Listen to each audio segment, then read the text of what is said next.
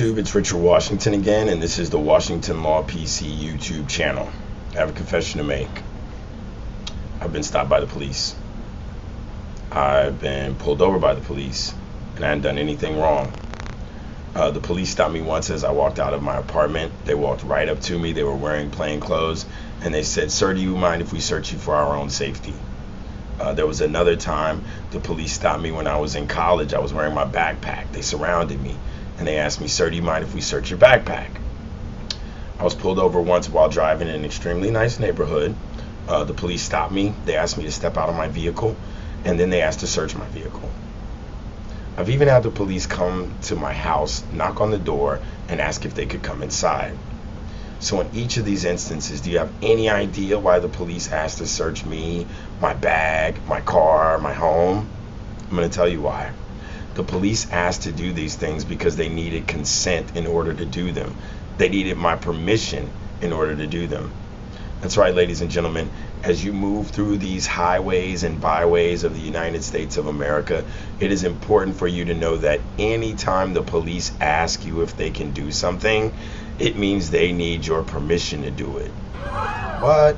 Of course they need your permission to do it, because if they didn't need your permission to do it, they wouldn't ask. They would just do it. Now, I'm not going to say what happened in the past when the police asked to search my belongings, but I can tell you that if I found myself in that position today, I would say to the officer, "Sir, with all due respect, you do not have permission to search my vehicle. You do not have permission to search my bag. You do not have permission to search my home, and you do not have permission to search my body." Please notice the tone. I wouldn't curse, I wouldn't yell my voice, I wouldn't raise my voice, I wouldn't get out of character. I would merely say no. If the officer searched without my consent, I don't have any choice, right? I'm gonna let it happen. I'm not gonna try to physically prevent them from doing it. Why? Because as Sun Tzu once said, the man who will win must know when to fight and when not to fight. The side of the road alone with an officer, 2, 3, 4 of them surrounding you, that's not the time for a physical confrontation. Always maintain your chill and never let them see you sweat. Always know that there will be a reckoning. Perhaps one of the officers might say, "Well, if you don't let us search, then I'm going to have to go get a warrant." Then I would say, with all due respect, officer, I guess you have to go get a warrant. Highly unlikely. They usually can't get a warrant.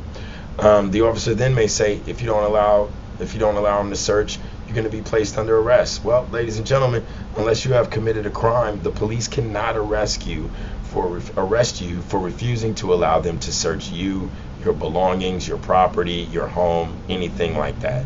Do not go for the okie doke. Now, someone out there might say, if you haven't done anything wrong, why not let the police search?